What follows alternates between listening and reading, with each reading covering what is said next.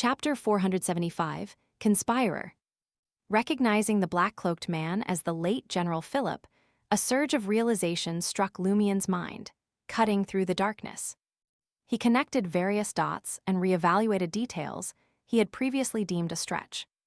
Earlier, Lumien had queried Gardner Martin about his support for Hugues Artois, the spokesperson of numerous evil gods. Martin asserted that he was well aware of Artois' nature and the sinister forces backing him. Martin endorsed Artois for Parliament with the belief that he would repeatedly bring calamity to the market district, compelling citizens and workers to rally behind the Iron and Blood Cross Order, preparing for a future government overthrow. Until today, Lumien had accepted this reasoning on the surface.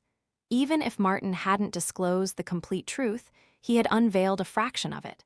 However, now it appeared that 90% of Martin's statement was a fabrication. Hugues Artois had been groomed by the late General Philip and thrust into politics. Gardner Martin had clearly established a cooperative relationship with General Philip long ago. His backing of Hugues Artois wasn't merely an opportunistic exploit. Rather, he had been intricately involved in the plan from the outset. Similarly, General Philip, having feigned his death and diverged from his intended fate, utilized the Dreamseekers charity organization to finance painters and other evil God bestowed. Simultaneously, he joined the Carbonari, fomenting riots and rebellions. Lumien found this not entirely surprising, but the connection with Gardner Martin and the Iron and Blood Cross Order added an intriguing layer to the details. By the time the hostile ritual officially commenced, Lumien had already grasped the essence of this conspiracy. Yet, some explanations seemed a bit forced. For instance, how had Mayor Mapu, having left the Bliss Society in frustration and returned to the market district to prove himself, managed to contact the painters or the evil gods bestowed planning the hostile ritual? One plausible explanation was that Susanna, while still the high priestess of the Bliss Society, had established connections with other cults before her demise. As Mapu Mayor's lover and a crucial member of the Bliss Society, he should have had some contacts. However, upon closer scrutiny, it felt a tad contrived. Did Mapu Mayor truly maintain good relationships with believers of other evil gods? Would he naturally seek their aid when confronting challenges to prove himself? Despite Mapu Mayor's knowledge of an angel sealed within Lumien's body, he couldn't fathom exploiting this information beyond offering sacrifices. Unless the Mother Tree of Desire bestowed a revelation directly, why wouldn't the recipient, potentially having received a divine revelation, flaunt it? Why face ostracism from other Bliss Society members? Lumien found that all the details made more sense now, that Gardner Martin and his connection to General Philip were revealed as part of the conspiracy. Following the Tree of Shadow disaster, Gardner Martin tasked Lumien, Franca, and their subordinates in the market district with investigating the incident and Hugues Artois' assassination. However, he would undoubtedly gather information about the Bliss Society's actions, mistakes, and issues through General Philip. In these circumstances, Mapu Mayor, seeking a return to the market district, naturally established a connection with General Philip, who had shown interest in such matters and provided crucial information. Consequently, Gardner Martin had long been aware of what was sealed within Lumien. The entire hostile ritual might have been conceived by him, General Philip, and the painters. One of them harbored a long-standing desire for fourth epic Trier and possessed extensive knowledge of secrets and mysticism. They understood the seal's operation and its past leaks. Salle de Bal-Brise, owned by the Savoy mob, and 13 Avenue du Marché served as a testing ground for the Iron and Blood Cross Order's new members. The other had a deep connection to the domain of fate. Through the financial support of the Dreamseekers charity organization, he had united many cults, accumulating vast knowledge in various aspects. The reason why Hugues Artois had numerous evil gods bestowed protecting him wasn't merely due to his ability to interact with problematic individuals or the deeply ingrained, enlightened perception he had on others.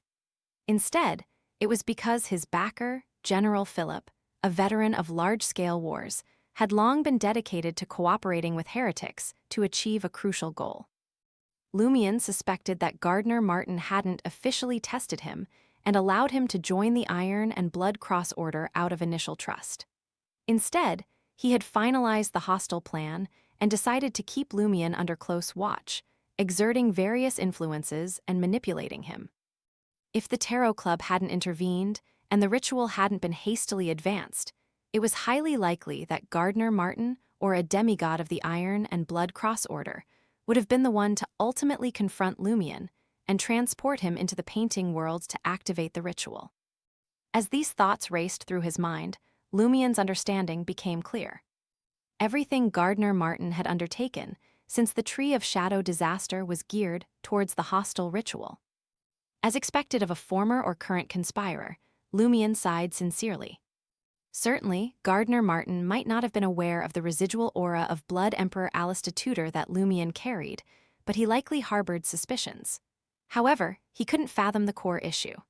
After all, he was aware that an angel was sealed within Lumion Lee's body, a walking anomaly bound to attract attention.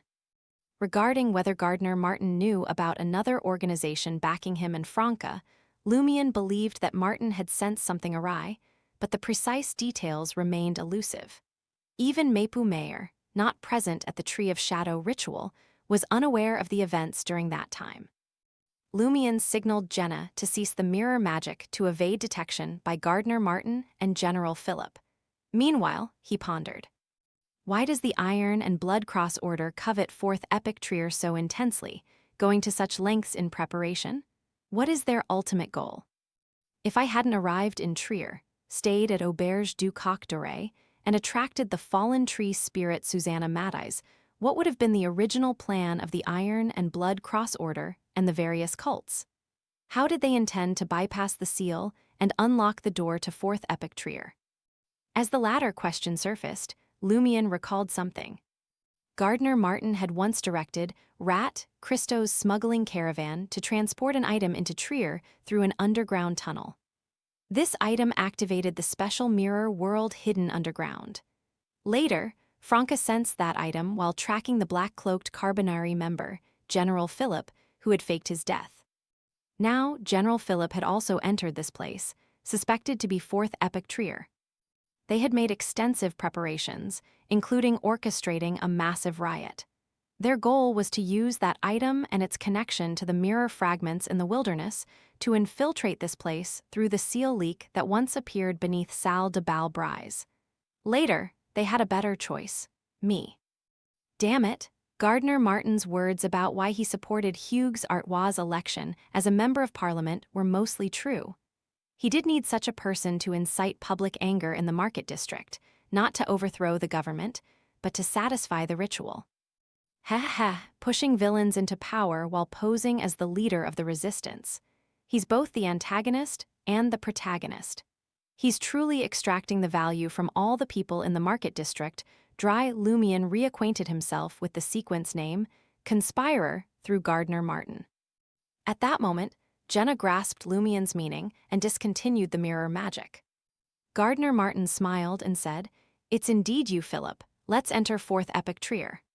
Philippi Jenna, who had only a vague impression of General Philip's photo from the shadows, now realized that the cloaked man Franca had been trailing was General Philip, the one who had faked his death. Philip's deep, mellow voice resounded. "Aren't you going to find Lumion Lee? If he becomes your loyal subordinate and joins your team, you can immediately complete the ritual, consume the potion, and advance to a demigod." Gardner Martin sighed and responded, "I find it a pity too. An angel is sealed within him, and he alone is a team. I've given him many chances, but he never understood what loyalty meant. Now, I have an alternative. Let him perish naturally in Fourth Epic Trier." An angel sealed within him. Jenna's eyes widened as she looked at Lumion. Lumion smirked and scoffed at Gardner Martin's words. "I'd be a fool to believe you. The person scheming to use me from the start talking about loyalty and pity." Just as Gardner Martin and General Philip turned around to walk toward the magnificent city, two figures emerged from a mirror fragment in the nearby wilderness. It was Franca, dressed in a blouse, beige-white breeches, a small dark brown coat, and black leather boots, along with Anthony Reed, clad in military green. Franca scanned the surroundings and spotted Gardner Martin, encased in full-body silver armor with his visor raised. Anthony Reed's gaze locked onto General Philip's face, featuring a prominent bulge on his nose. The 8 eyes met, and the air momentarily froze. Count Poofer's figure materialized at the edge of the wilderness, in front of the pale black stone bricks. Gazing at the giant shrouded in storms, lightning, flames, and smoke, standing dozens of meters tall, he sprinted over with the fanatical expression of a sacrificial lamb. It was Vermundus Sauron, who had lost control and gone underground. The former archangel, the Conqueror, who was very close to deity's throne.